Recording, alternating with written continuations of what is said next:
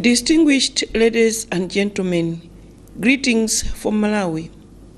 I'm sorry that I cannot be with you today, but I wanted to send a message of support for the extremely important event that brings together three of the biggest challenges the world is faced with today: climate change, hunger, and malnutrition. I know how important these issues are because in Malawi, the people feel the consequences of them every day. To illustrate the impact of climate change, I will give an example from my own country, Malawi. Malawi's economy and the source of the livelihood of many people are dependent on rain-fed agriculture. Droughts have resulted in poor crop yields, a total crop failure leading to serious food shortages, hunger, and malnutrition.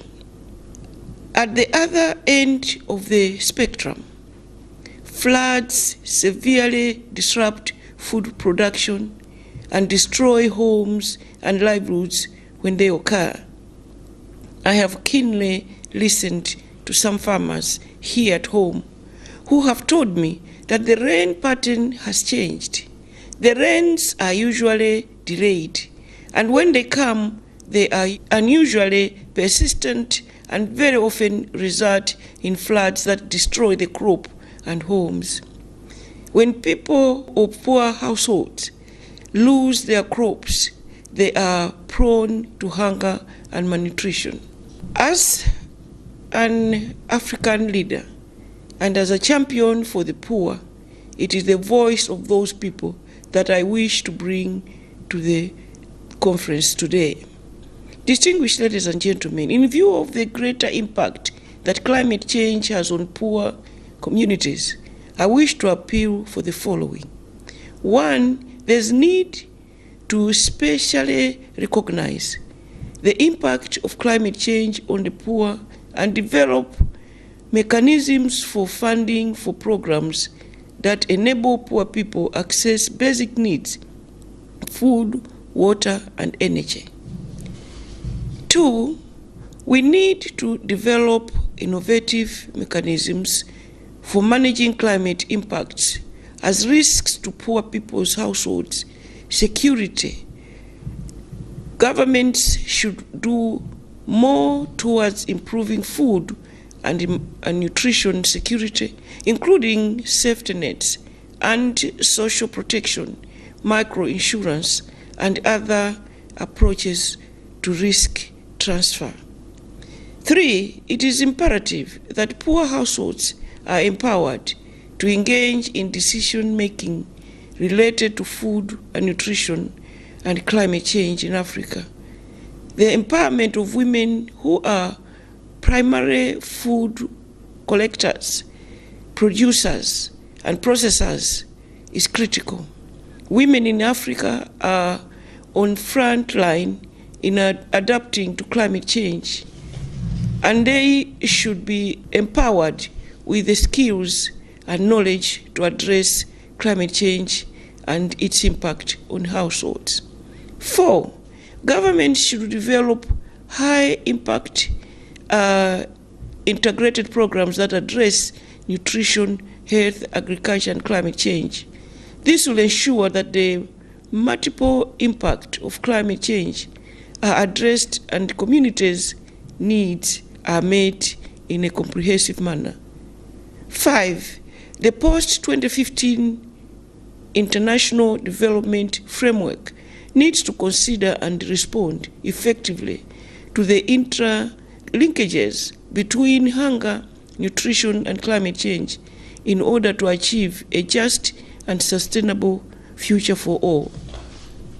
Ladies and gentlemen, recognizing and respecting human rights is a powerful way of protecting vulnerable people from the impacts of hunger, malnutrition, and climate change. I sincerely hope that the Dublin Conference will be the source of thought, leadership, innovation, and inspiration in addressing the interlinkage between hunger, nutrition, and climate change. Ladies and gentlemen, I know the delegation from Malawi will share about my government's commitment to addressing these three issues. But I want you to know that I am personally committed to champion the cause for climate justice and hunger for free Malawi. That is why, among other things, I did the following.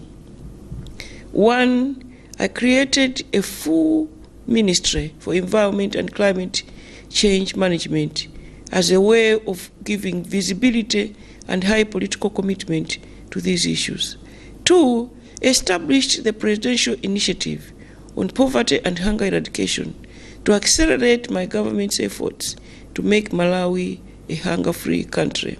3, on hunger, we have established an early warning system for food insecurity and continued with the targeted agriculture subsidy program to improve yields of Malawi farmers. I've also introduced further programs for crop diversification and promoted the increase in agriculture productivity through irrigation programs and the growing of a 2 crop a year.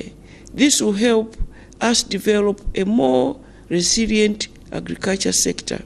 4, I placed the Directorate of Nutrition under my office, and I'm pleased to inform you that Malawi is one of the early risers in the program on scaling up nutrition interventions to reduce malnutrition and stunting.